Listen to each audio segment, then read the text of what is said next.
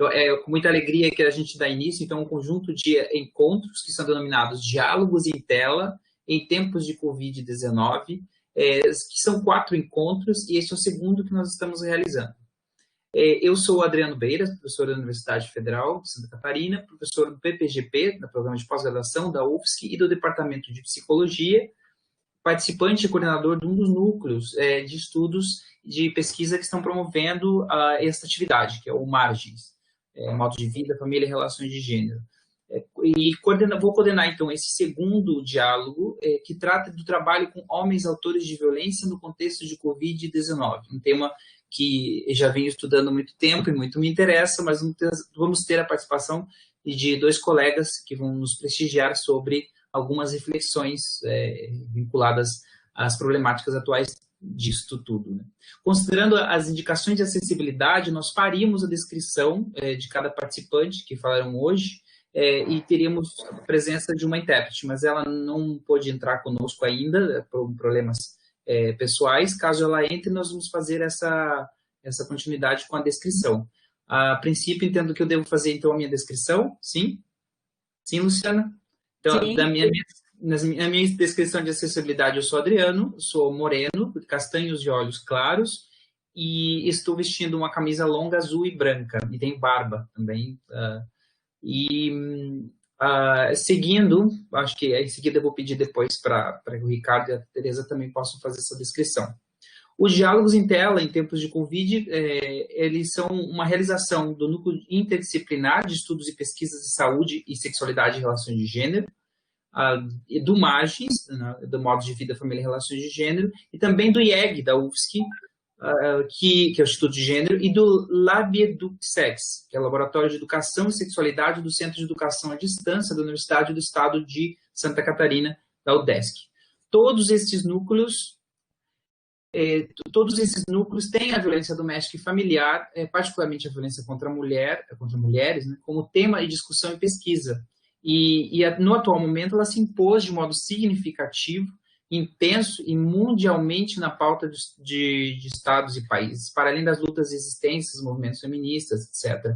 Então, há necessidade de a gente pensar e reivindicar esse trabalho e pensar como ele se vai reverberar nas políticas públicas, efetivamente. Isso é uma parte importante. Dito isso, eu queria apresentar, então, primeiramente, a nossa propositora, a Tereza, que está aqui ao nosso lado, Tereza Kleber Lisboa, e posteriormente o Ricardo, que vai fazer a sua segunda fala, e agradecer a presença deles hoje conosco aqui. E quero também agradecer a comissão de apoio por tudo.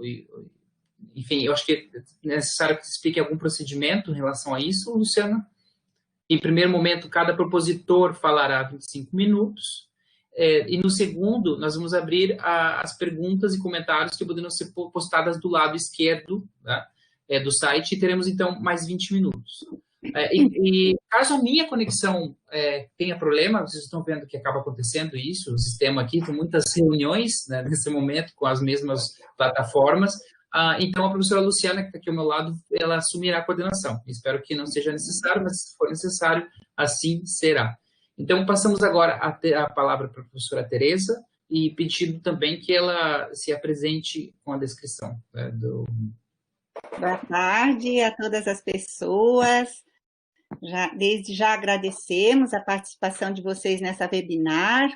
A minha descrição para pessoas com limitações visuais: eu já sou uma senhora, e sou branca, cabelos ruivos, olhos azuis, estou com uma blusa lilás.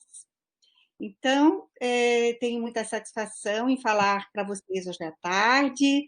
Agradeço o convite e parabenizo também a iniciativa da professora Luciana Zucco, que está como protagonista desse projeto.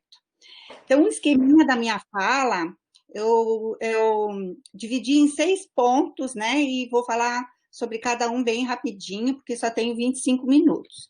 O primeiro ponto é porque esse tema é importante, o que acontece com os homens autores de violência em termos de Covid-19, para que as violências se acentuem, os principais tipos de violência que estão sendo notificadas nesse período, a interseccionalidade que demanda essa questão, a importância da denúncia, chamar atenção e motivar os profissionais da rede de enfrentamento para que criem mais grupos de homens, né, autores de violência, e, por último, também a falar sobre a importância de exigirmos prioridades nas políticas públicas para esse assunto e cobrarmos dotação orçamentária. Então, iniciando, né, em primeiro lugar, gostaria de chamar a atenção para a categoria homens autores de violência, né? Então, esse autor de violência significa...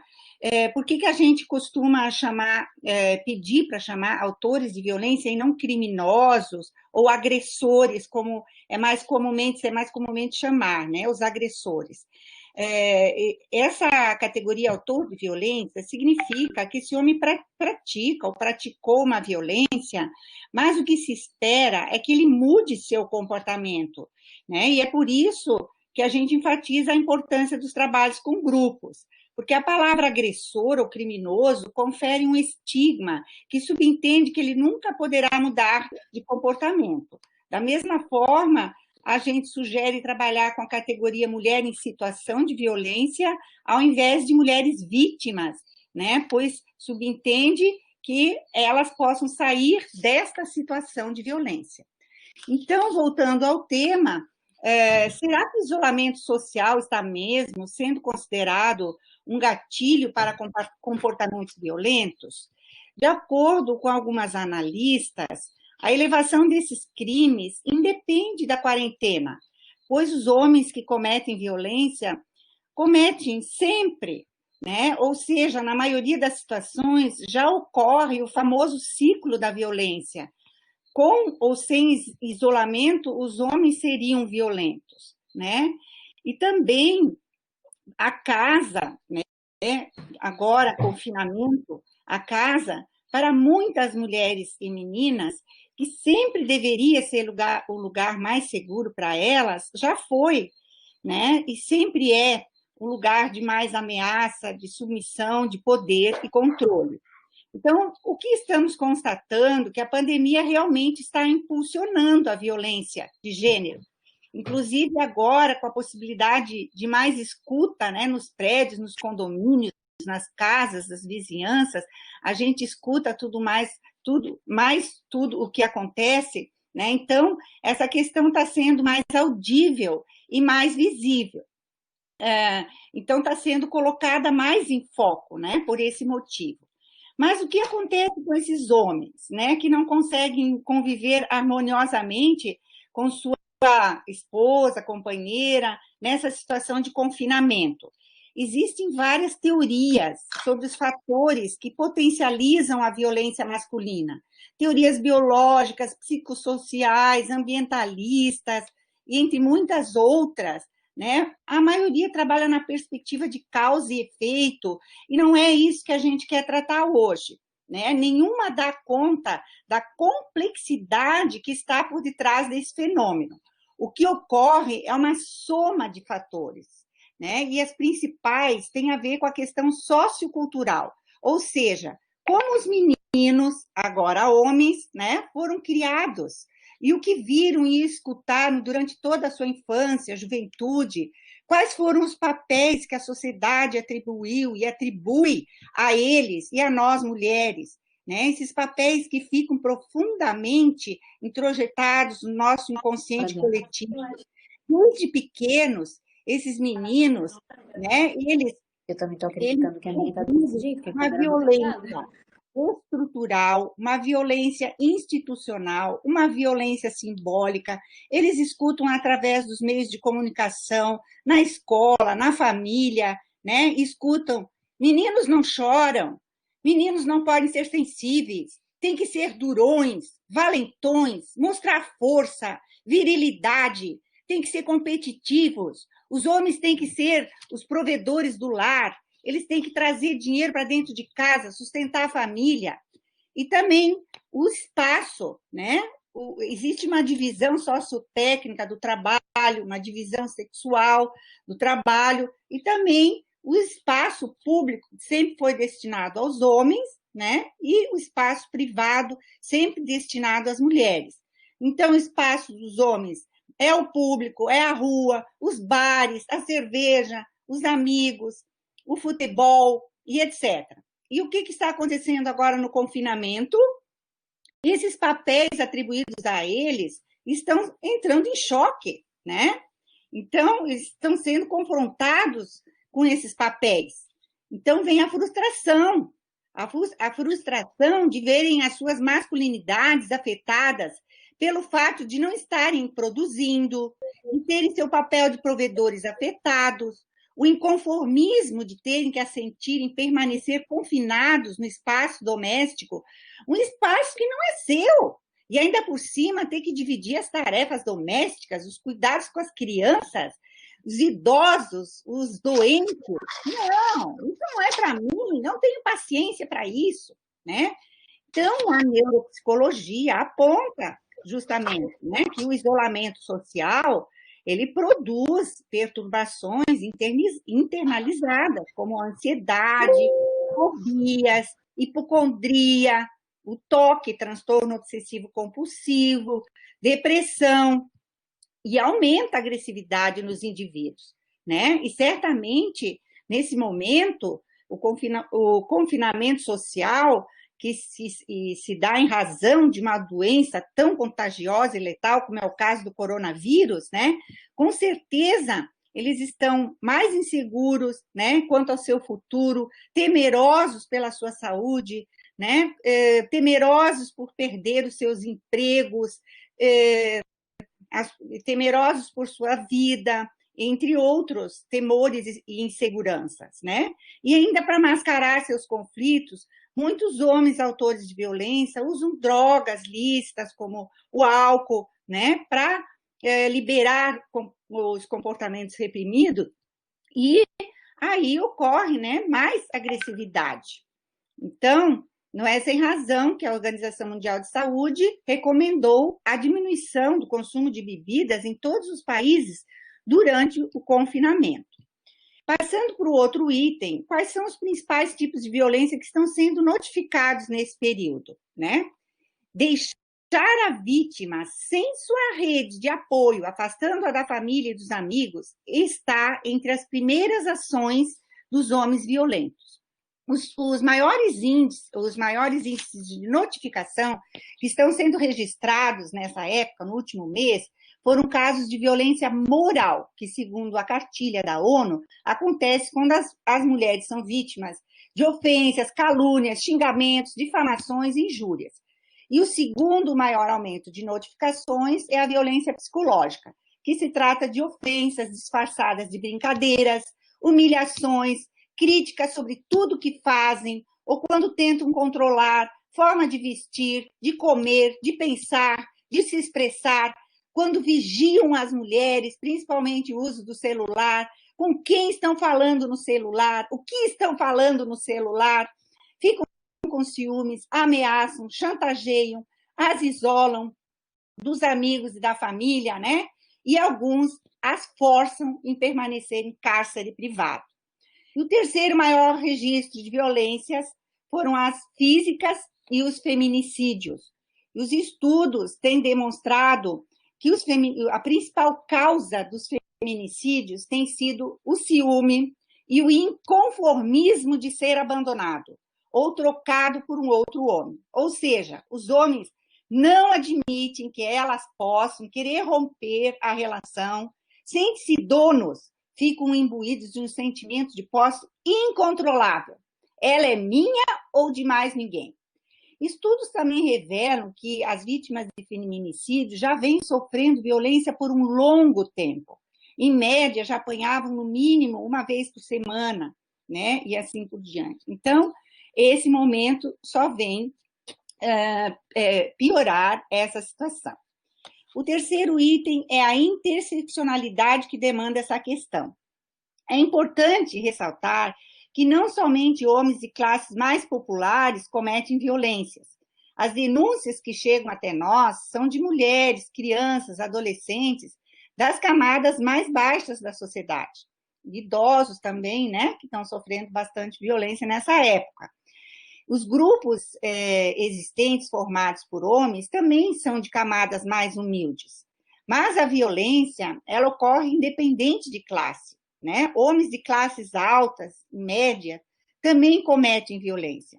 Mas, geralmente, essas denúncias não vêm parar nos nossos CRAS, CREAS, PAEFs, né?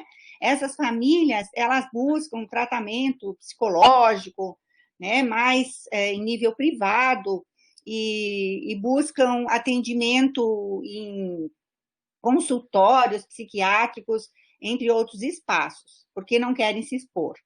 Também constata-se um fenômeno junto às mulheres negras que denunciam menos os seus maridos ou companheiros autores de violência, porque, segundo as mesmas, abre aspas, os nossos homens já são constantemente alvos da polícia, são os mais perseguidos, mais encarcerados, mais torturados. O mesmo policial que vem nos atender uma ocorrência de violência é aquele que bate nos nossos filhos, que prende meu vizinho por tráfico de drogas. Então, as mulheres negras, apesar de elas figurarem como maiores vítimas de feminicídio, elas possuem mais resistência em denunciar. Já passando para o quarto item, por que é importante denunciar? A denúncia e a punição quebram a crença de certos homens que eles podem continuar cometendo violência sem se preocupar, né, que vão ser denunciados ou punidos, né? E a impunidade é uma das principais causas do aumento da violência. Então, é somente através da denúncia que esses homens serão encaminhados para grupos reflexivos ou para outros tipos de ações que visam a mudança de comportamentos. Alguns necessitam de tratamento psicológico, por exemplo, homens que têm transtorno bipolar ou outro tipo de sofrimento psíquico, né? E orientações profissionais, e que só vão ser encaminhados através de uma denúncia. Por isso que é tão importante a denúncia. E a Lei 13.984, de 3 de abril de 2020, estabelece como medidas protetivas a serem determinadas pelo juiz o comparecimento do agressor a programas de recuperação e reeducação e acompanhamento psicossocial por meio de atendimento individual ou de grupo de apoio. Passando para o quinto item da minha fala, qual é o papel dos profissionais nesse processo? Santa Catarina é um estado com 295 municípios. E quantos serviços para homens autores de violência o nosso estado tem? Eu fui pesquisar e tive muita dificuldade, porque alguns existiam, não existem mais, né? Tinha um em Timbó, tinha um aqui na UFSC, tinha um não sei lá onde. E aí eu só vi que o que ainda permanece, né, ativo é o de Blumenau, né? O coordenado pelo Ricardo, que depois vai falar com vocês. Programa de Prevenção e Combate à Violência Doméstica Intrafamiliar da Secretaria de Assistência Social da Prefeitura Municipal de Blumenau. Também o professor Adriano pode falar um pouquinho mais sobre a existência de outros grupos que, por enquanto, eu não encontrei, como eu quis dizer, ativos, né? Então, nós queremos motivar os profissionais que nos ouvem a implementar serviços para homens autores de violência. Existe um documento, né, chamado Diretrizes para a Implementação dos Serviços de Responsabilização e Educação dos Agressores, editado em 2008 pela Secretaria de Políticas para Mulheres, com todas as normas e orientações. Então, esses serviços, eles devem ter caráter obrigatório e pedagógico, uma perspectiva feminista e de gênero. Eles não devem ter caráter de tratamento psicológico, né? Não são grupos terapêuticos, né? Ou seja, descartar fatores como o alcoolismo, o uso de drogas, né? Isso os homens vão trabalhar em outros espaços, desemprego, né? O trabalho com grupos que a gente está propondo tem como objetivo a conscientização dos homens autores de violência, né? Ali, eles vão aprender que a violência de gênero é uma violação dos direitos humanos das mulheres. E aí eles vão ser chamados a atenção pela responsabilização deles pela violência cometida, né? Porque muitos homens acham que cometeram violência porque as mulheres provocaram, que eles não são culpados, e eles têm que assumir a responsabilidade, sim. No trabalho com grupos, provocam-se discussões sobre a desconstrução e a mudança dos padrões naturalizados de gênero e de masculinidades hegemônicas. Nos grupos, conversa-se justamente sobre machismo, sobre misoginia, sexismo, igualdade de gênero, masculinidade tóxica, violência contra a mulher, entre outros temas, tem a finalidade de desconstruir alguns valores e evitar novas violências e novas vítimas. A criação de grupo deve contar com uma equipe multidisciplinar, com uma atuação de caráter interdisciplinar, sempre composta por, no mínimo, um coordenador, um profissional das ciências sociais aplicadas, assistente social, psicólogo, pedagogo, ou até advogados, né? E essa equipe deve participar de uma capacitação com, no mínimo, 60 horas nas questões sobre violência contra a mulher, gênero, masculinidade, de acordo com as normas de legislação pelo Pacto pelo Enfrentamento à Violência contra as Mulheres. Independente do local onde for desenvolvido o serviço, ele é previsto como parte das ações de enfrentamento à violência, e, como tal, ele deve integrar a rede de enfrentamento à violência contra as mulheres, devendo atuar de forma articulada com os demais serviços em rede, com os juizados de violência doméstica e familiar contra a mulher, as casas-abrigos, os centros de referência, as delegacias especializadas de atendimento à mulher, as defensorias, os núcleos especializados da mulher, entre outros, e também serviços de saúde. O último item da minha fala, então, é sobre a dotação orçamentária. Até 2014, a Secretaria de Políticas para Mulheres, então assumidas pelas ministras Nilceia Freire, Irini Lopes, Eleonora Minicucci, possuía uma ação de estrutura de enfrentamento à violência contra as mulheres fantástica. Era uma política nacional planejada, em diálogo com os direitos das mulheres já conquistados, tinha uma estrutura institucional com poder para elaborar e monitorar tal política e tinha orçamento público previsto.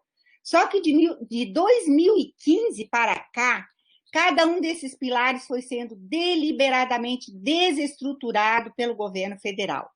Houve uma redução de aproximadamente 35% no número de serviços, afetando principalmente as áreas de segurança pública e assistência social, especialmente os centros de referência especializados em atendimento a mulheres. Nos últimos 5 anos, a Política Nacional de Enfrentamento à Violência sofreu vários e profundos cortes orçamentários, mas não é falta de orçamento, é só falta de vontade política e de priorizar essa questão da violência contra a mulher. Um levantamento realizado pelo Instituto de Estudos Socioeconômicos, o INESC, mostrou que o Ministério da Mulher, da Família e do Desenvolvimento Humano, coordenado atualmente por Damares Alves, executou até o momento apenas 0,13, repito, 0,13 dos 394 milhões de reais disponíveis para 2020, para políticas relacionadas à promoção de direitos humanos, sob responsabilidade da pasta. O recurso é proveniente de emendas parlamentares e, com adequado planejamento, deveria ser destinado aos convênios com estados e municípios para incrementar as suas capacidades de atendimento.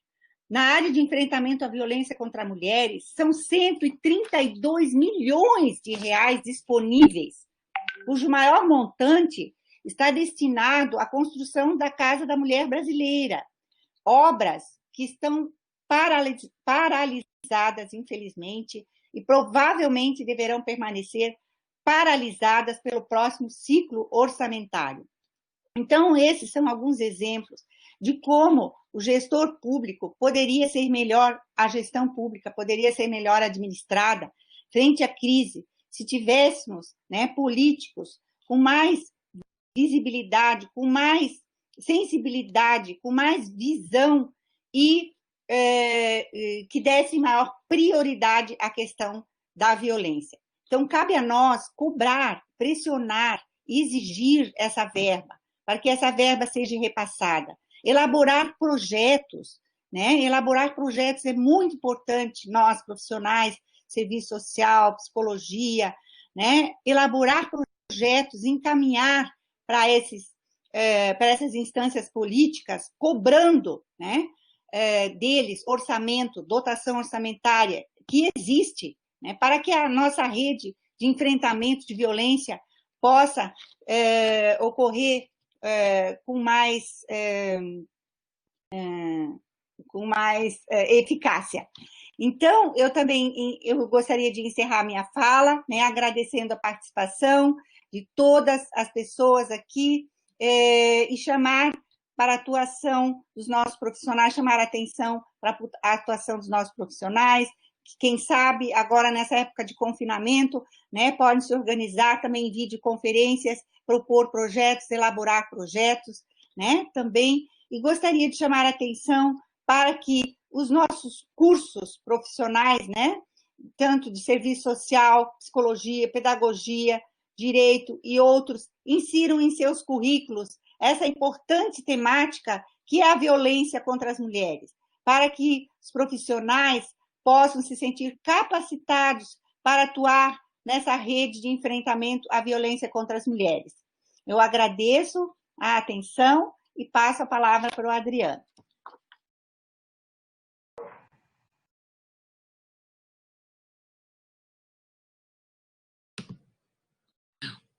Obrigado, Tereza, pela apresentação, com pontuações muito importantes em relação a essa temática. Eu queria pontuar algumas coisas, especialmente em relação à soma de fatores que nós temos nesse momento para pensar esse tema, e a questão de interseccionalidade, como você colocou, que passa a ser mais eminente com relação à pandemia. A gente pode passar para a fala do Ricardo, depois seguimos para perguntas? É essa a ideia, Tereza? Só me ajuda nesse aspecto. Pode, sim. E depois a gente faz as perguntas todas, é isso, né? Ok. Eu queria só especificar... É isso, Luciana? Passamos primeiro para a fala do Ricardo, e aí depois seguimos para comentários gerais das duas falas. Eu só queria fazer um comentário antes em relação à fala da Tereza, é que há outros grupos ativos em Santa Catarina. A questão que a Tereza está colocando é que ativo agora, na pandemia, não, eu acho que apenas o de Blumenau, que o Ricardo pode falar, se está tendo alguma ação que eles estão conseguindo fazer efetivamente. É que outros grupos que estavam implementados em 2019 antes, eles não estão ativos devido à pandemia. Então, existem no estado grupos da Central de Penas e Medidas Alternativas, como a em Itajaí, em São José. Existem grupos da Polícia Civil, em Joinville, em São José, aqui em Florianópolis. Existe o grupo da extensão aqui da Universidade Federal de Santa Catarina com o Tribunal de Justiça, porém, eles estão paralisados, os projetos estão paralisados devido à questão da pandemia. Então, há ações pontuais, quando a delegacia há algumas ações pontuais para questões das vítimas em relação com os psicólogos policiais, e o Ricardo pode comentar um pouco como eles estão fazendo, como eles estão se configurando como serviço diante dessa situação, e que outras pontuações ele pode colocar como emergentes a partir dessa situação atual que nós estamos. Ricardo, por favor, tu poderia se apresentar também com um formato comum para a questão da descrição? Tá. Então, boa tarde a todos e a todas. Vou começar me apresentando e depois eu sigo para as outras questões. Tá? Eu tenho cabelos castanhos, olhos azuis, um pouco calvo, né?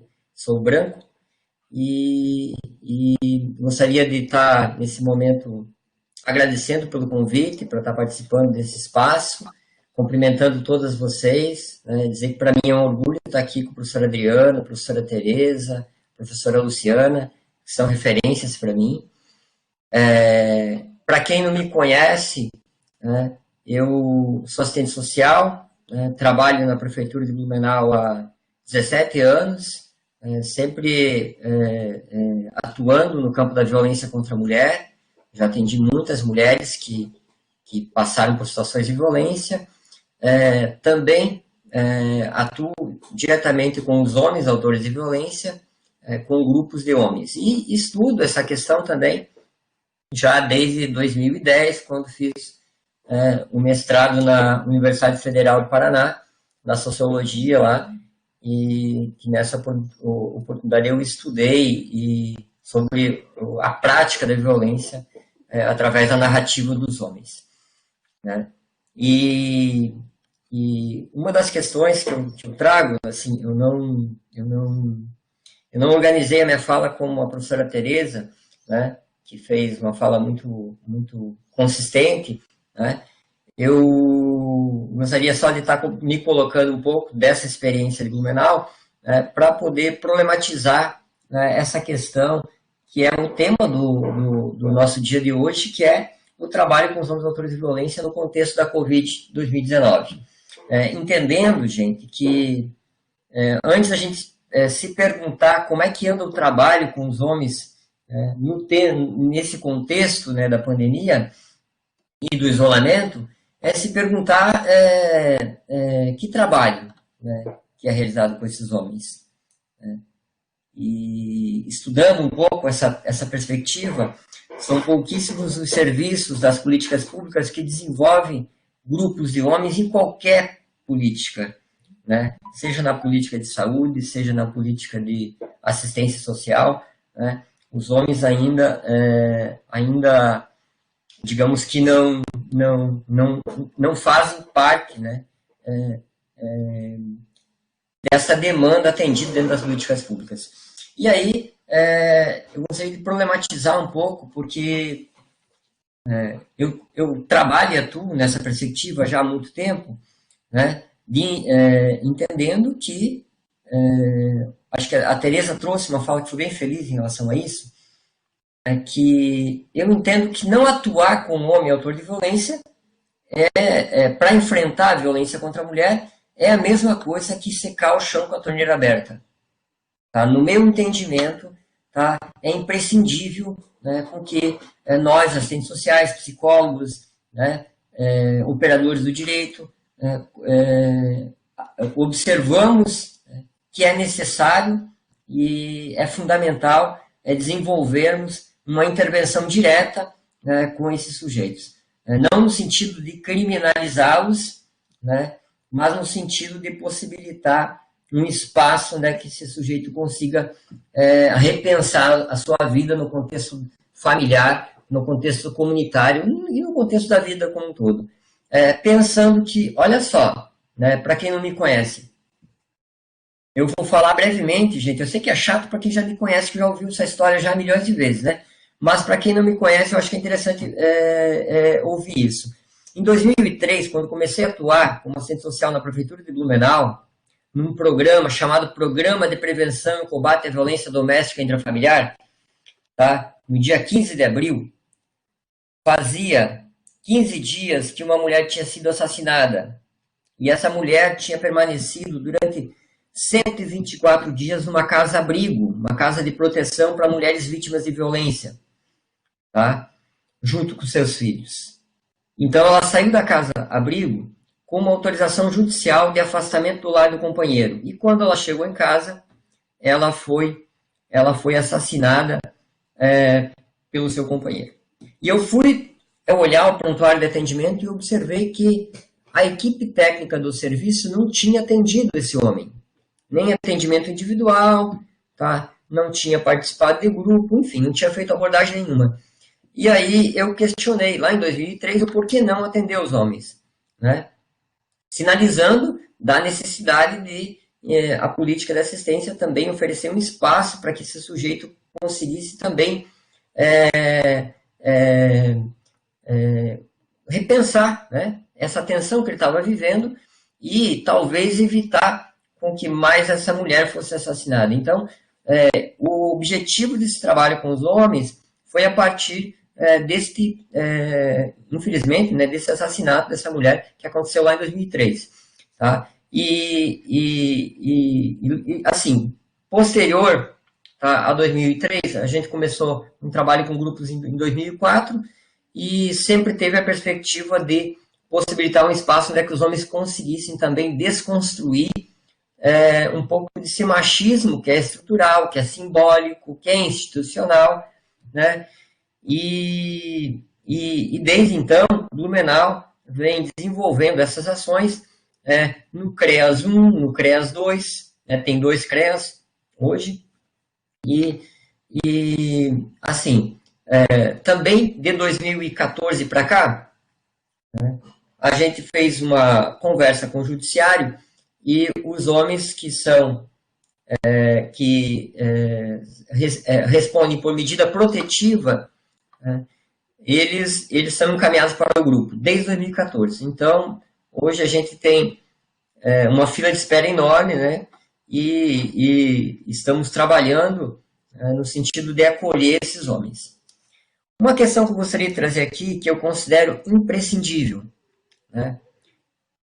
Mesmo para esse momento, né, que é um momento delicado para todo mundo, né? A política de assistência social, em especial, tá, deve desconstruir, lógico que as outras políticas também, essas barreiras institucionais que há, na verdade, no sentido de construir vínculo e fazer com que os sujeitos se sintam à vontade, né, para poder repensar a vida, né?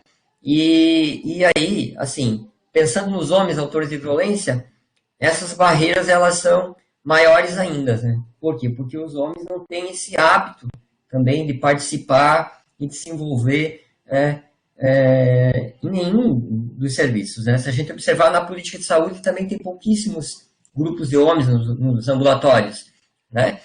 E aí, assim, eu diria que o principal desafio é fazer com que a gente consiga estabelecer um elo de confiança, né, para que, de fato, a gente consiga trabalhar com esses sujeitos, né? Assim, gente, eu sei que já teve alguns questionamentos de como é que a gente está desenvolvendo esse acompanhamento, né? A gente, lógico, começou a pandemia, a questão do isolamento, a gente interrompeu os grupos que estavam acontecendo de forma presencial, né? Esses grupos, para quem não sabe, sempre são coordenados por assistentes sociais e psicólogos. A gente desenvolve atividades, né, que são assim, que trabalham a perspectiva de discutir alguns temas relacionados à Lei Maria da Penha, às masculinidades, né, a própria questão de gênero, né? E dentro desses temas a gente desenvolve dinâmicas de grupo, passamos vídeos com pequenos documentários, fazemos debates, né, na medida do possível. E desenvolvemos também uma acolhida, né, com café, para que as pessoas se sintam à vontade, sempre em círculo. Eu considero essa ação também bem importante. Se a gente pegar lá Goffman, que é um autor que tem um livro chamado Interação Simbólica, ele vai dizer que a gente se comporta, né, no cotidiano, né, através, como se fosse numa cena de teatro. Então, a gente está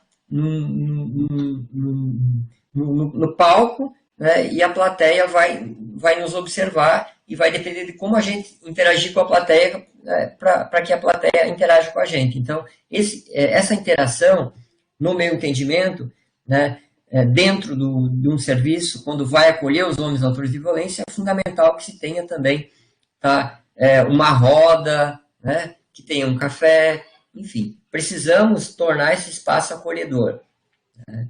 E aí, assim, eu diria que esse é o grande desafio, né?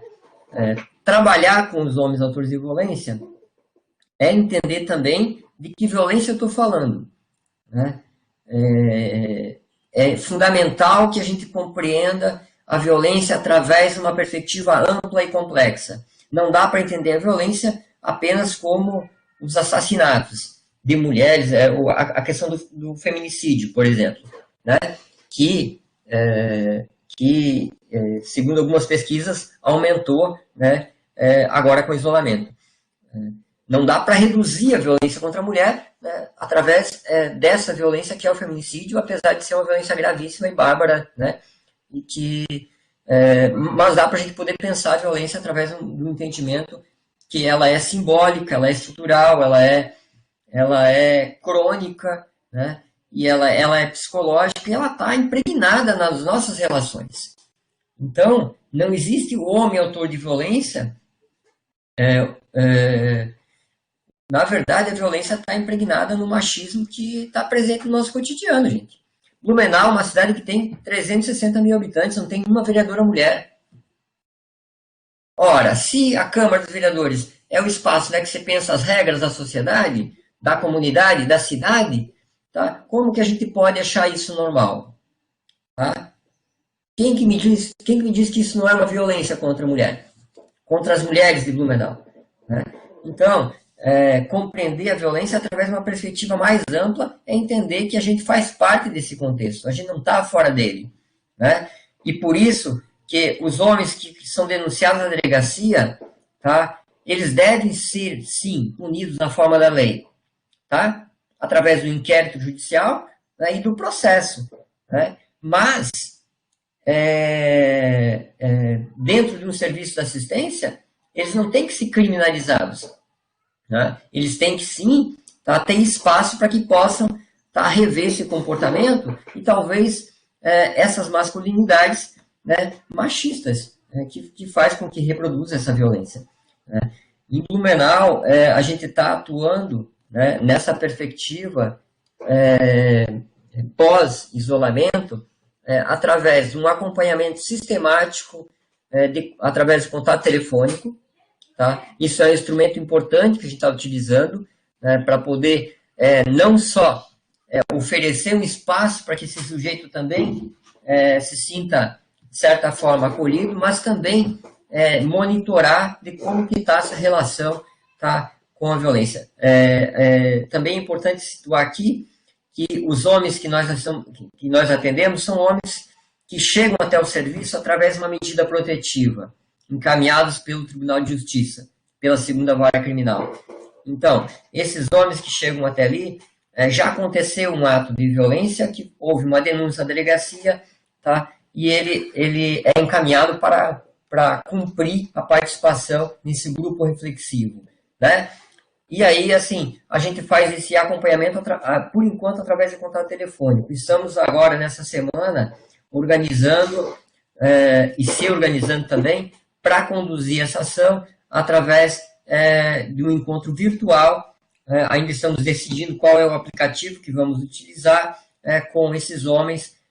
Ao invés desse encontro ser presencial, ele vai ser de forma virtual, seja ainda, embora de forma frágil, digamos, porque nada substitui, né, esse movimento presencial, mas infelizmente a gente vai utilizar essa estratégia, estamos, né, se organizando para utilizar essa estratégia como forma de não parar o atendimento com esses homens. E aí eu gostaria de trazer aqui uma reflexão. Assim, parece que agora tem 66 pessoas, né, participando desse momento. Deve ter muitos colegas assistentes sociais e psicólogos, né, que trabalham diretamente com essas questões, né, e de pensar como é que isso está sendo gerido dentro de cada CRAS, de cada CREAS, né, pensando nesse conceito da violência, que discutir trabalho com grupos de homens não necessariamente tem que ser homens autores de violência, pode ser grupos, pode ter um grupo, por exemplo, lá no CRAS para discutir masculinidades, né, sem estar atrelado, né, à denúncia na delegacia. Então, eu acho importante a gente poder pensar nessa perspectiva mais ampla e de entender, gente, em que medida que esses homens eles são atendidos dentro da rede ou eles são negligenciados? Tá? Vamos pensar, quem que se suicida mais, né? O Adriano aí é uma referência, eu diria, nacional, a nível de Brasil, sobre o campo das masculinidades, professor Adriano, meu orientador, né? Assim, que talvez depois ele possa até engrossar um pouco essa fala, mas os homens são os que mais se suicidam, né? Eles se suicidam 4 vezes mais que as mulheres, né? A professora Tereza falou da questão econômica, né? Que é uma questão que está pegando agora, e isso certamente vai ter consequências ainda mais graves, né? A questão econômica para a sociedade, né? Pensar que os homens são os que mais se suicidam. Os homens são também os que mais matam e também os que mais se matam, né? Porque eles também são eles que cometem os assassinatos, eles matam outros homens. São os que mais morrem em acidentes de trânsito, andando em alta velocidade, são os que mais estão encarcerados, né? De pensar que isso também tem raça, também tem classe, tá? E de pensar, gente, que, de fato, né, essas masculinidades, né, elas também prejudicam os homens, né? E de que forma que o assistente social, o psicólogo, poderia ser um servidor, né, um profissional, né, que possibilitasse um espaço onde é que os homens também consigam rever esses comportamentos, né, e também repensar, tá, de um outro jeito, né, de que forma a gente pode se construir de um outro jeito, né. Eu penso que para de fato a gente enfrentar a violência contra a mulher, é necessário pensar de que forma que os homens são construídos, né, desde a creche, na escola, né, em todos os contextos, em todas as políticas. E aí, assim, certamente isso é um grande debate, né, que tem a ver com discutir gênero na escola, né, tem a ver com esses projetos que abarcam os homens que são denunciados na delegacia, mas tem a ver com de fato, desenvolver ações que provoquem a reflexão em diversos contextos, né? É importante também situar aqui que, recentemente, no dia 4 de abril, agora surgiu uma legislação que a delegacia, tá, a Lei Maria da Penha, ela foi aprimorada com um artigo onde é que os homens devem ser encaminhados para grupos reflexivos, né? Lá diz grupos, eu esqueci o termo, mas é um termo ainda equivocado, né? O certo é grupos reflexivos. E aí, assim, gente, não diz, infelizmente, não diz aonde que esses grupos têm que acontecer. Tá? No meu entendimento, trabalho com homens autores de violência, ou trabalho com masculinidades, não é dentro, não é que não deve ser, né? Mas prioritariamente deveria acontecer dentro das políticas de assistência social, tá? Eu digo mais a política de assistência social ainda, né? Porque lá é um espaço onde é que nós discutimos a fortalecimento de vínculos familiares, não é? Não é dentro do PAEF, não é dentro dos PAIFs, né? Que a gente pode discutir esse contexto, né? Então, assim, pensar a violência num olhar mais amplo é poder entender que esse público é um público, se tratando dos homens, ainda que estão sendo muito negligenciados pela política, né? Não só de assistência, né? Mas pelas outras políticas também, né? Eu diria que o grande desafio é abrir as portas, acolher esses sujeitos para poder, de fato, construir um enfrentamento à violência contra a mulher e contribuir de forma objetiva, concreta, no número, contribuir com o enfrentamento, inclusive, dos feminicídios, né? Porque uma das questões também que eu abordo, gente, né, e aí eu escrevi um texto junto com a professora Luciana, que fala um pouquinho disso, sobre a violência contra a mulher em tempos de Covid-19, é que o desafio é fazer com que o espaço da política de assistência se torne um espaço onde as pessoas se sintam com confiança para poder buscar, tá, uma alternativa para enfrentar aquele momento de tensão que está vivendo, né? Eu acredito que o desafio é esse. Bom, gente, teria outras coisas para falar, eu acho que o meu tempo também está se encerrando, né? E é lógico que tem que ter um espaço aqui também para que vocês possam interagir com a gente e tal, né? A princípio, eu acho que era isso e a gente vai conversando, tá? Muito obrigado a todos, eu acho que é isso.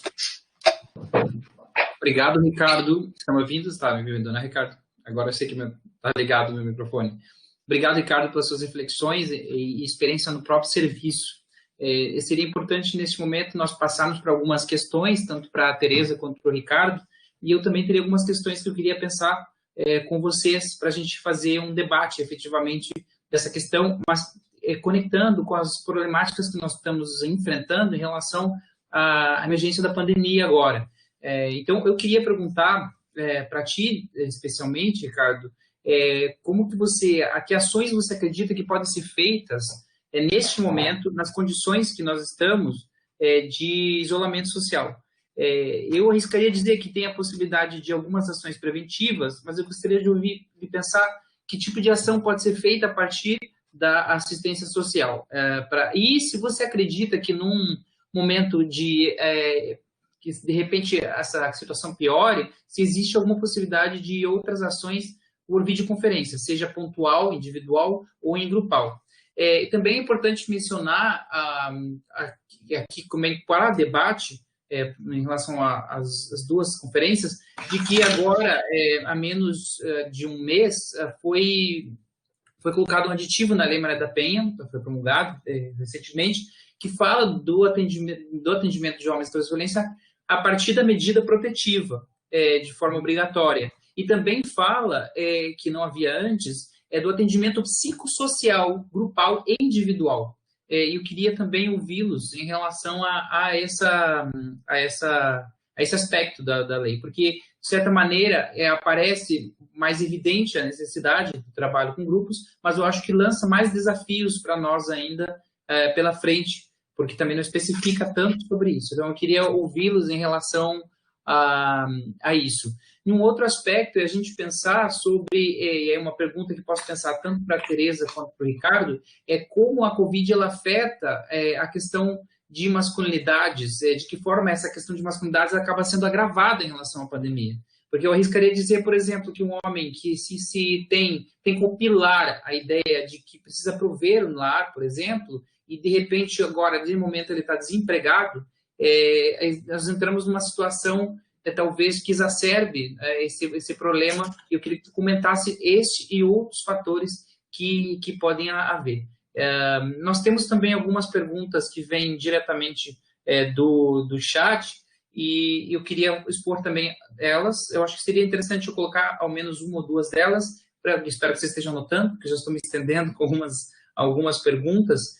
Uma delas como olhar para a violência de gênero e políticas públicas, além do judiciário, obrigatoriamente de punição, a fim de que possa promover a reflexão e prevenção de ações com homens autores de violência. Quer dizer, olhar para a violência de gênero e políticas públicas além do judiciário, né? Como seria possível para olhar para além da punição.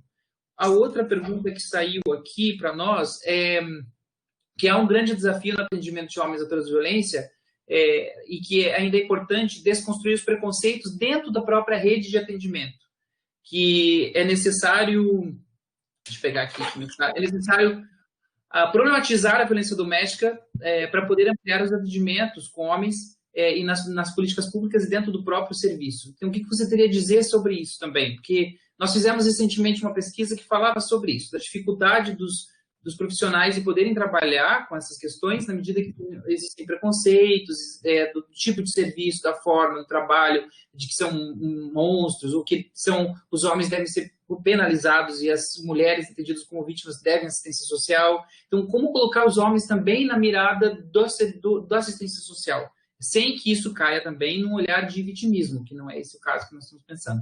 Tereza, tu podes entrar com a câmera também para responder as perguntas? Vou convidar a Tereza para retornar. Estão ouvindo? Tereza? Está voltando, Adriano. Não sei. Câmera, o microfone dela está desligado. Quem de vocês gostaria de começar com essas questões? Eu posso começar, tá? Assim, Adriano, né? Eu vou tentar me organizar. Enfim, tu falou bastante coisa importante. Consegui anotar algumas coisas aqui, tá? Eu vou tentar ser breve também, porque eu sou enrolado para falar, gente. Vocês devem ter percebido isso. Então, videoconferência, né? A gente está estudando isso para começar a fazer, a partir da semana que vem, os encontros através de vídeos, conferências aqui em Blumenau, tá? Com os homens que são atendidos aqui no CREAS, tá? Temos grupos de WhatsApp também, né? Desse grupo de homens em específico, onde é que é uma ferramenta que a gente está utilizando para movimentar e dizer, olha, né, a gente está aqui, né? Acho que essa legislação que foi alterada na Lei Maria da Penha, Adriano, que tu trouxe, que fala sobre atendimento psicossocial e também em grupo, tá? Ela traz desafios, principalmente para a política de assistência. Por que eu estou falando mais aqui para a política da assistência? Puxando um gancho já para uma pergunta que a Fernanda Borba fez, né? Assim, ó, Fernanda, no meu entendimento, mas aí o Adriano depois pode falar também sobre isso, que o Adriano fez uma pesquisa a nível de Brasil que estudou todos os grupos de homens, tá? E tem feito um acompanhamento, né? Que grupos que estão ativos, que grupos não estão ativos, que forma de grupos são esses que estão acontecendo, né? Mas a maioria deles, assim, eu acredito que são através de ONGs, são poucos os grupos que são vinculados a políticas públicas. Eu ainda compreendo que ele deve estar mais vinculado à política de assistência, porque na política de saúde, talvez ainda se pensa saúde associada à doença e a tratamento, e violência não é doença, tá? Violência é uma construção cultural, institucional, simbólica, histórica, né? E aí, assim, eu acredito que o espaço mais adequado, né? Não que a saúde não possa desenvolver, mas seria a política da ciência, por isso que tem lá o CREAS, né? E os CRAS também, né? E aí dá para pensar também na questão do PAEF. Deixa eu complementar, Ricardo. Pode falar, Adriano. Eu acho que tem uma importância de a gente entender o que é um serviço de saúde e o que é um serviço de assistência social. Eu acho que o trabalho com os atores de violência pode existir em ambos os serviços. As missões seriam diferentes. E tanto um lado quanto o outro há perigos. Se a gente entra no âmbito da assistência social, a gente não pode olhar necessariamente como uma vitimização, como se o serviço fosse só para vítimas, e nós temos que incluir o homem como mais uma vítima de várias questões para poder trabalhar. E sim como pessoas em situação de violência, em situações de vulnerabilidade, que inclui também homens, que inclui famílias que precisam ser consideradas, porque a gente acaba caindo no olhar estritamente punitivo para pensar. Essas questões, quem faz esse aspecto punitivo deve ficar no judiciário, né? Nós somos rede e trabalhos complementares. Na saúde, pode haver também essas questões, desde que seja um trabalho preventivo ou um trabalho de ações de reflexão de como isso afeta as questões de saúde mental, acesso a questões de álcool e drogas, inclusive o encaminhamento de homens atores de violência em situações já colocadas dentro do conflito em relação à Maria da Penha ou na medida protetiva. O homem também pode ser encaminhado, inclusive pelo juiz, e acontece aqui em Florianópolis, justamente para a CAPS ou para outras áreas da saúde quando estamos vinculando questões de álcool e drogas. Mas o importante é a gente não olhar isso como um olhar psicopatológico, necessariamente entender que a problemática é a partir da patologia, e sim que determinadas patologias ou fatores como álcool e drogas podem ser preponderantes e exacerbar o conflito. E no momento atual da pandemia, como a gente passa a ter um convívio maior, forçado, em diferentes níveis, todos esses problemas podem a se ampliar mais. Não que eles não existissem antes, mas podem ter maior, enfim, maior evidência, e é isso que a gente precisa pensar em como lidar com, porque nós não estamos tendo diretamente o serviço, porque muitos deles estão paralisados. Então, acho que essa é uma diferença importante, alguém tinha perguntado no chat, e complementa o que você estava falando, Ricardo. Eu acho que nessa perspectiva, né, o Goffman tem um livro chamado Estigma, né? Como que a gente constrói esses estigmas entre vítima e agressor, e de fato, a política de assistência, ela trabalha no sentido de construir uma autonomia com as pessoas, e fazer com que as pessoas consigam gerir, né, e aí você vê a pessoa não enquanto vítima, mas enquanto uma pessoa ativa diante da situação, né? E aí eu acho que realmente isso é uma das barreiras a ser desconstruídas, né? E eu acho que, assim, pensar, né, que o homem que é denunciado na delegacia, tá, ele demanda para além do judiciário, né, porque ele deve ser punido na forma da lei, né, pelo crime que ele cometeu, né, mas ele deve também ser acolhido, né, em algum espaço para que ele possa repensar esse comportamento ou essas ações que ele tinha dentro de casa, com a companheira, com a ex-companheira, enfim, para que ele possa refletir sobre isso, né?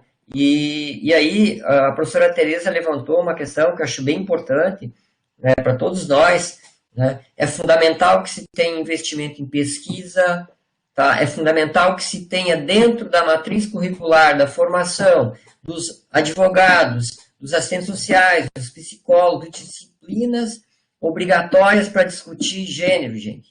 Não tem como a gente... e aí a professora Tereza trouxe uma outra questão que é fundamental. São grupos de homens que a gente não defende os homens e nem as mulheres. A gente defende, na verdade, tá, uma vida sem violência. Mas para isso tem todo um histórico, né, da luta das mulheres. É necessário compreender a luta das mulheres, é necessário compreender a questão de gênero, é necessário compreender desde quando o Brasil, por exemplo, instituiu a primeira delegacia de proteção à mulher, né, e de como isso é incorporado, enraizado, né, de forma tão consistente, que esse machismo está tão presente ainda hoje. Olha só, tá? Apesar de a gente ter todo um avanço tecnológico, um avanço no campo da legislação, no meu entendimento, ainda estamos muito aquém, né, do que a gente deveria estar pensando na equidade de gênero, né? A gente... eu acho que, enfim, mas eu vou abrir para... Fazendo um pouco de ligação com isso que você está colocando, talvez seria interessante ouvir a professora Tereza em relação a como ela pensa que aspectos, né, de masculinidade e masculinidade podem surgir agora, no tempo de pandemia, que a gente poderia pensar sobre. Mas mais uma questão que surgiu aqui que eu gostaria de ouvir da professora Tereza é em relação a essa dificuldade de trabalhar com essas questões nos CRAS e CREAS em relação ao próprio trabalho e o preconceito dos profissionais, o preparo em relação a isso. Como a gente pode, enfim, pensar esse desafio? Então, eu já tinha colocado na minha fala, né, o que se exacerba agora nessa época em tempos de Covid-19 nos espaços domésticos, né, os papéis que são colocados em choque, né, na maioria das vezes é o que causa esse aumento da violência. Os homens, eles têm que consumar, eles têm que permanecer confinados num espaço que não é deles, né, e aquilo que eu falava da neuropsicologia, né, que traz também estudos sobre já isolamentos sociais em outras ocasiões, em outros países, né, e que também exacerbam essas perturbações que já são internalizadas. Alguns homens já têm uma predisposição, né, a essas ansiedade,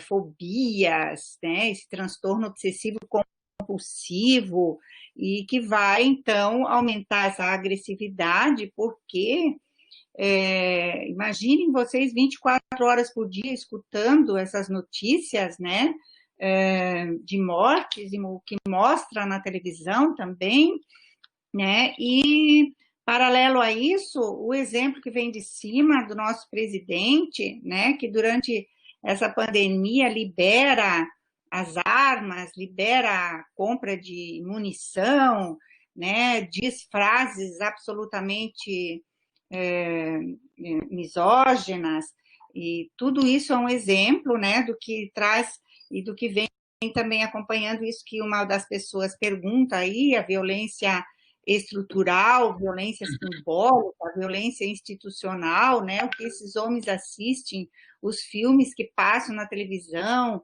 os exemplos e os modelos que eles têm de homem, né? Que são passados pelos meios de comunicação. E essa questão do preconceito nos CRAS e CREAS, preconceito dos profissionais, né? Volta àquela questão que eu sou uma das maiores defensoras, né, de que os cursos, principalmente esses das áreas de ciências sociais aplicadas, incluindo, né, o que eu e o Ricardo nos incluímos, assistentes sociais, serviço social, o Adriano, psicologia, entre outros, eles não trabalham nessas questões, né? E os profissionais, então, que trabalham atualmente nos CRAS e nos CREAS, eles não têm capacidade para trabalhar com essas questões, porque eles não foram formados, eles não tiveram isso, né, nos seus currículos. Então, um ou outro, ele, por iniciativa própria, por conta própria, ele vai atrás de um curso de capacitação, né, se dedica a um estudo mais aprofundado, né, porque, com licença, para trabalhar com essa questão, a gente precisa se aprofundar, por exemplo, essa temática dos homens, autores de violência, ela surge através dos estudos feministas. São estudos feministas, né, que apontam também a importância de nós trabalharmos com homens, autores de violência. Então,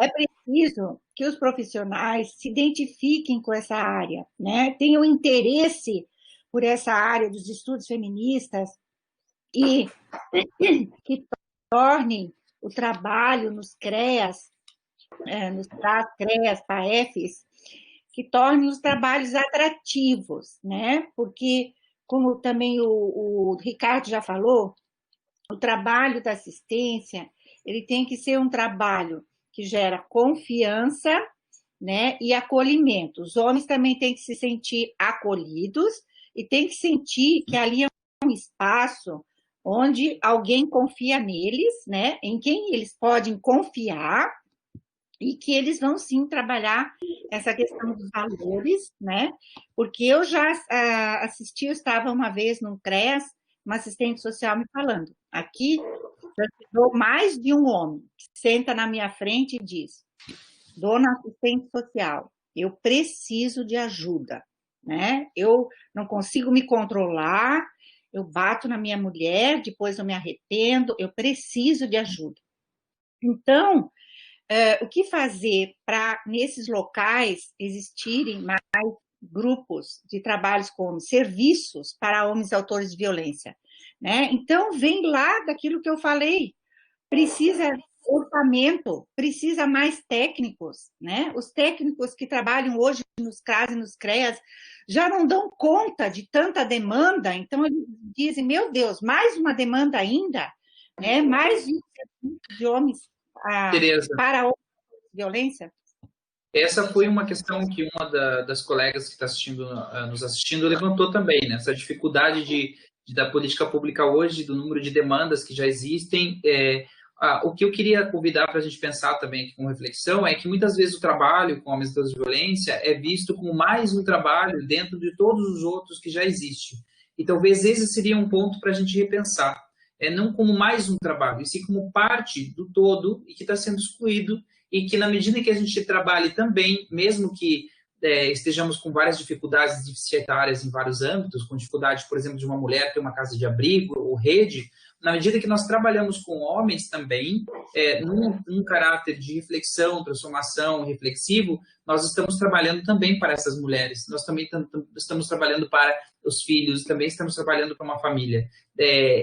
Porque há um trabalho e uma conexão mais sistêmica, familiar, entre todos esses elementos, né? E às vezes o que me parece é que fica muito dicotomizado. Eu acho que um grande ponto para a gente refletir aqui, e que não pode se exacerbar também no âmbito da pandemia, é que nós temos que atender exclusivamente as vítimas, sair do lugar de vítima e agressor e falar de pessoas em situação de violência e trabalhar com este olhar, com esse aspecto, diante das possibilidades de cada local. Então, é um ponto importante para a gente refletir, porque também se a gente não trabalhar com a ideia de que nós... Aqui hoje é outro ponto, que os grupos acontecem, em geral, em média, no Brasil, 10 encontros. A média internacional é 6 meses a 25 encontros, né? E um dos pontos importantes que a gente acaba tendo como espaço para esses homens na assistência social nesses grupos é justamente a possibilidade de eles colocarem para fora as suas questões, quase uma catarse em relação às suas questões e o espaço de escuta que permite, depois de um tempo, a gente começar a colocar em contradição, refletir, dialogar. O Ricardo sabe bem disso, no momento acaba sendo uma catarse. E haver esse espaço, de alguma forma, agora, em termos de pandemia, para que o homem possa dizer algo sobre o que ele está sentindo e refletindo, auxilia que isso não se transforme em uma violência. Na medida que os homens estão muito treinados, digamos assim, nessa socialização masculina, aqui a forma de expressar uma emoção, uma angústia, é através da raiva, é através da violência. Então, esse questionamento que a gente precisa já fazer desde o princípio. Sem julgar esses homens diretamente. Nós não somos na assistência social o lugar de julgar esses homens. E quando a gente fala de autor de violência, a gente já coloca esse estigma, de fato, e já começa a colocar na ideia de que eu estou punindo e eu não vou fazer o trabalho de punição. Eu estou aqui acolhendo. Então, esses paradigmas precisam ser mudados. A gente precisa discutir entre nós e conhecer os serviços que estão sendo realizados hoje para saber como eles estão sendo feitos, porque, de fato, a gente acaba tendo uma imaginação desse trabalho que não condiz com a realidade, com o tipo de trabalho que é feito. Assim, entendem o que eu estou querendo colocar? Faz sentido isso para vocês? Sim, com certeza. Eu acho que, Adriano, assim, eu não sei, a professora Tereza, queria falar? Fala, Ricardo. Eu acho que essa questão, assim, que tu traz, Adriano, de não julgar, ela é essencial. A gente deve perceber o sujeito enquanto um sujeito capaz de se reconstruir, tá? E nós estamos ali como vetores, né, ou facilitadores, para poder possibilitar com que ele também consiga rever, né, esses conceitos de masculino, de masculinidade, que de alguma forma dão suporte para, em algum momento, agredir ou violentar. Assim, gostaria de responder aqui uma questão que a Isabela trouxe, que a Patrícia trouxe, né, sobre a questão da violência sexual, né? Os homens atendidos dentro do grupo Reflexivos aqui em Blumenau são homens que são denunciados da violência contra a mulher, né? Assim, não são os homens que são exclusivamente denunciados por violência sexual. A gente não faz também uma leitura do processo, identifica qual é o tipo de violência que ele cometeu para poder trabalhar isso no grupo, né? Mas no levantamento que eu fiz na minha dissertação de mestrado, diz que das mulheres que fizeram denúncia, 125 mulheres, que eu fiz um levantamento do boletim de ocorrência, 3% apenas delas, tá, relataram violência sexual no relato da denúncia do BO. Já no histórico de atendimento das assistentes sociais, tá, esse número subiu para 10% dos processos, tá, investigados. Então, estou falando de 125 processos investigados, isso na pesquisa de dissertação do mestrado, que tá, se quiser ter acesso, está no site da UFPR. Né? É só colocar meu nome lá, Ricardo Boto, e dissertação vai aparecer, né, no Google. Assim, gente, eu acredito que a questão da violência sexual ela é muito mais alta do que a gente possa imaginar, né? Porque a violência sexual não é algo que está que é só de homens desconhecidos, né? A violência sexual é o ato sexual realizado contra a vontade, né, da pessoa. Independentemente se estiver casada, se é namorado, enfim, se é noiva, se é... E, o Adriano gostaria de falar, Adriano? Eu acho que essa questão é importante dizer. Eu também compreendo que o espaço de denúncia da mulher ainda é um espaço muito fragilizado. Muitas das mulheres que morrem, que são assassinadas, não chegam até a delegacia para denunciar. Por quê? A rede ainda é muito frágil. Tá? A rede entre delegacia e judiciário é muito frágil ainda. A morosidade nos processos, são poucos processos que são concluídos. Essa é a minha tese, que eu vou defender agora dia 26, às 2h30 da tarde, vai ser através da webconferência também, vocês vão poder assistir se vocês quiserem, tá? Que o Adriano é o co-orientador, a professora Tereza faz parte da banca, a Luciana é minha orientadora.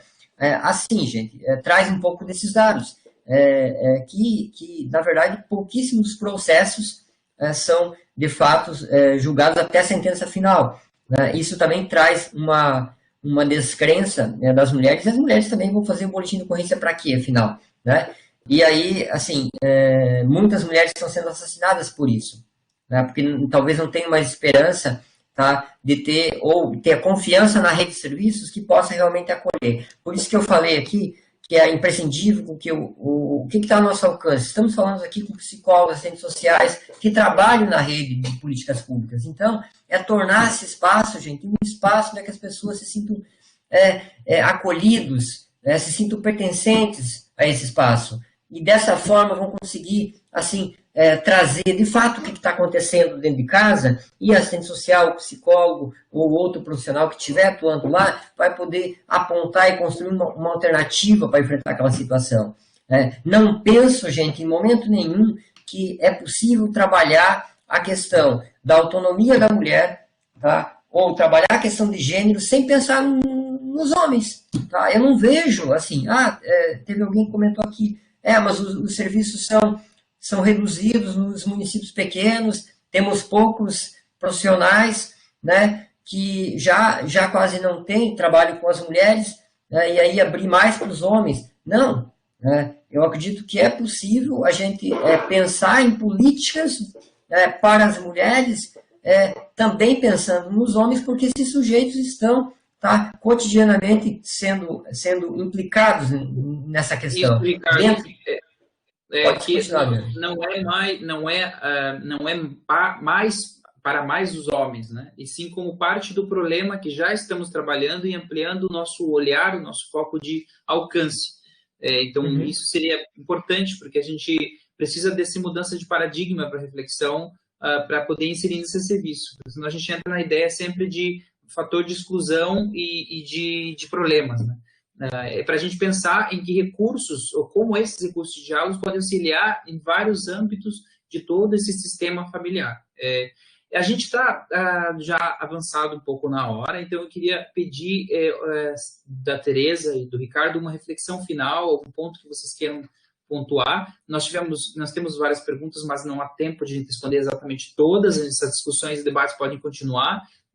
Nós vamos ter mais conferências desse ciclo, e a gente já convida antecipadamente todos os outros colegas para participar, e as pessoas estão participando. Então, eu queria, a princípio, ouvi-los se vocês gostariam de fazer alguma fala de encerramento. Tereza? Pode falar, professora. Eu agradeço, né, todas as pessoas que nos acompanharam, fiquei muito feliz de ver ali nomes de ex-alunas e etc. E eu, como professora que fui do Departamento de Serviço Social, né, eu só tenho a confirmar novamente, assim, né, que nós profissionais da área de humanas, nós possamos unir e elaborar projetos e propostas, isso é muito importante, né? O primeiro passo é elaborar uma proposta, um projeto, e o segundo passo, então, é com ele em mãos, né, e reivindicar a dotação orçamentária.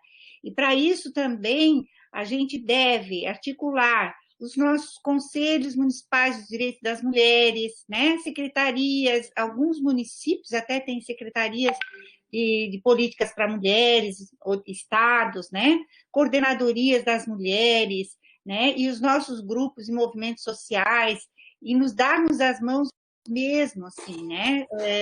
Fazermos uma corrente de solidariedade ao propormos esses projetos e reivindicarmos orçamento. Vocês viram o tanto de orçamento que tem disponível, né? Que eu falei, 395 milhões de reais, não estão sendo utilizados, não estão sendo disponibilizados, né? Por falta de cobrança, né? Nós temos que exigir, pressionar, né? E cobrar que essa dotação orçamentária seja disponibilizada para nós podermos fazer mais grupos para homens autores de violência, para nós podermos intensificar a rede de proteção ao enfrentamento à violência contra a mulher. E, por fim, todas nós, mulheres, temos direito a uma vida livre de violência, né? E, para isso, também temos que inserir os homens nessa discussão, que eles reflitam e que eles possam mudar os seus comportamentos. Muito obrigada por ter nos acompanhado. Um grande abraço e até a nossa próxima edição. Ricardo? Então, eu gostaria só de sinalizar uma questão que eu acho bem importante, pensar no enfrentamento à violência contra a mulher, pensar na acolhida dos homens, não só os homens que são denunciados, mas todos os homens, para poder repensar esse jeito de masculinidade que a gente acaba incorporando e muitas vezes reproduzindo práticas machistas, né? Ela é imprescindível, gente. Olha só, né?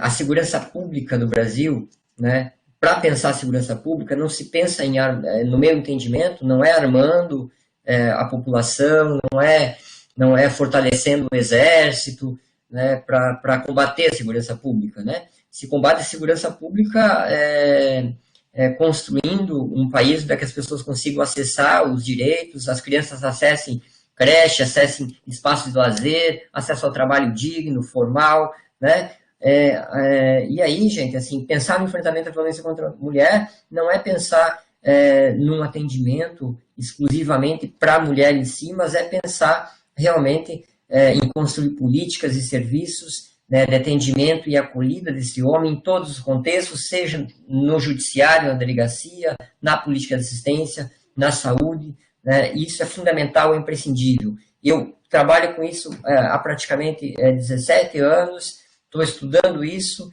e compreendo assim, que um dos caminhos para enfrentar a violência contra a mulher, que eu vejo que é fundamental, é trabalhar com os homens. Por isso que eu acredito muito nisso. O Adriano, né, que tem me acompanhado já faz alguns anos, né, professor Adriano? Assim, tem estudos, né, para que vocês, se quiserem consultar, que a gente consegue ter uma leitura a nível de Brasil, de como é que está esses grupos reflexivos, e qual é as metodologias que são utilizadas, quais são os resultados, né? Eu acho também a gente poder acessar esse material, né, Adriano, para poder se munir de informações e conseguir realmente produzir, às vezes, intervenções, né, que vão no sentido de desconstruir esse machismo que está aí, né, que está presente, né, não só nesses homens que são denunciados, mas nas nossas rodas de amigos, na nossa família, em todos os contextos. Fica aqui o meu agradecimento pela participação de todos, pelo convite, né? E me coloco à disposição, já coloquei meu e-mail aqui para vocês, tá? E é isso aí, gente. Obrigado a todos e a todas. Obrigado, Ricardo, Tereza. Como a gente dizia, trabalhar com homens aqui, eu acho que é importante complementar, não é dar razão para os homens diante da ação da violência.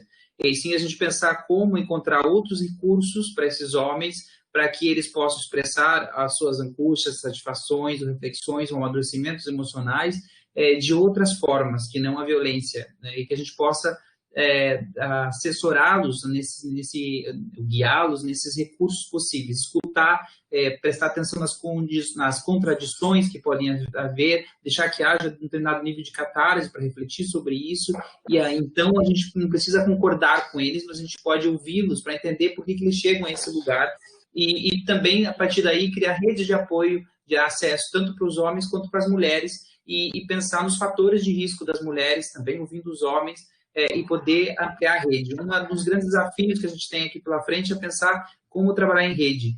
Que rede existe no meu município, que rede existe trabalhando com homens e atividades de autoconhecimento, como existem vários grupos de homens nesse sentido, que possam, inclusive, que fazem em webconferência, como a gente pode fazer também trabalhos, conhecer bem a rede de trabalho com a mulher e as suas deficiências, e pensar que ações nós podemos fazer, e talvez, neste momento de pandemia, a gente pensar em observar essas questões de masculinidade, essas questões que acabam surgindo por esse convívio maior, essas frustrações, e tentar pensar em âmbito de prevenção e de acesso e rede também. Talvez esses seriam alguns pontos que a gente precise prestar atenção. Bom, também deixar claro que existe uma série de produções em cima disso, o Marges, os núcleos que nós estamos em parceria trabalhando com essas conferências, tem produzido trabalhos sobre isso, a tese do Ricardo está saindo agora, tem trabalhos do Davi Cardoso, que é meu doutorando também no CREAS de Balneário Camboriú, falando das próprias diretrizes da política em relação a isso, e onde a gente percebe a importância do trabalho. Tem um trabalho da Raíssa, que recentemente esteve na semana passada em conferência conosco também, trabalhando com ações, ouvindo as mulheres dos homens que estiveram nesses grupos. Então, há textos mais acessíveis. O Instituto Papo de Homens recentemente fez uma cartilha pequena, que eu acho interessante de divulgar para vocês também, que mapeia os grupos que existem no Brasil e fala de algumas ações de como trabalhar com os homens nessas questões de conflitos, de uma forma bastante didática e direta, assim como a metodologia de grupos reflexivos de gênero do Instituto Nous, que é um PDF gratuito, que você pode encontrar na internet facilmente, a metodologia de grupos reflexivos de gênero, que está sobre a autoria minha e do Alan Brons, de uma forma muito didática, para entender o gênero como um fator analítico, como um vetor de análise efetiva de uma ordem social, e não simplesmente a ideia simplista de lugares de sexo, a ideia de sexo masculino e feminino, mas como um analisador social. Então, esses aspectos a gente precisa discutir, e também um outro ponto importante para a gente finalizar é que quem tiver interesse de trabalhar isso no CRAS, no CRES, que a gente possa conversar entre nós, inclusive dentro do próprio serviço,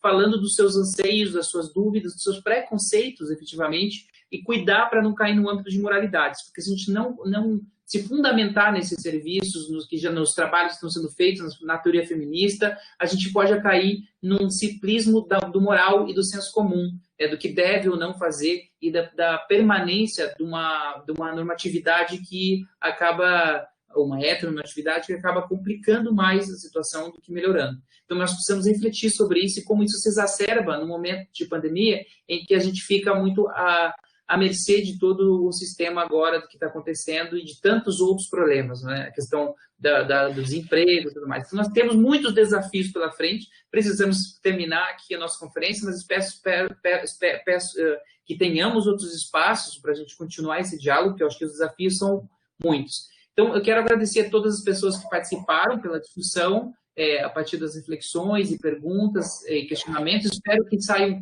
com dúvidas, outras também, para a gente seguir dialogando, questionamentos e reflexões.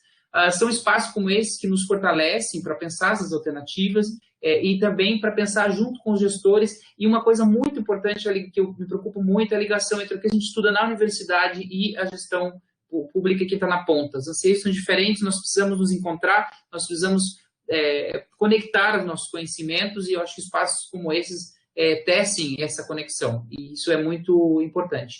Então, eu também queria convidá-los, então, para a nossa próxima atividade, que se titulará Violência Doméstica e Familiar, um olhar para as meninas e adolescentes, e que será realizado também aqui pela plataforma. Tereza, me lembra a data? Na próxima semana já? Tereza está sem o áudio. Luciana, que ajuda na data. Luciana. É dia 11. Na próxima segunda, dia 11 de maio, às 15h30. Segunda-feira. Segunda, dia 11 de maio, às 15h30, na mesma plataforma. Agora já estamos pegando o jeito de lidar com a plataforma e pouco a pouco vamos aprendendo dos bastidores, do jeito de funcionar e agradecer ao santo das tecnologias, que nos deixou trabalhar sem percalços hoje, né? E que ele continua aqui entre nós. É verdade. Sim, eu acho também, Adriano, só para a gente encerrar, é importante a gente agradecer a professora Vera Marques e a professora Gabriela, do Lab EduSex, que estão conosco nessa parceria e que são fundamentais para que essa atividade se realize. E as professoras estão também no apoio técnico. Muito obrigada. Então, obrigado e seguimos. Valeu. Um abraço a todos. Se vocês me deixarem falar só mais uma coisa, o tema da próxima, e aí a gente encerra mesmo, é violência doméstica e familiar, um olhar para as meninas e adolescentes. Então, esse é o tema da próxima, e vai contar com a doutoranda Fernanda Eli Borba e com a mestranda Soraya Araújo. Ambas profissionais que trabalham com matemática. Fernanda está fazendo doutorado e Soraya vai defender a dissertação dela sobre a temática. Era psicóloga do PAEF e atualmente está no CRENF. Obrigada. Ok. Tchau, então. É isso, então. Até logo. Obrigado. Valeu, tchau, tchau.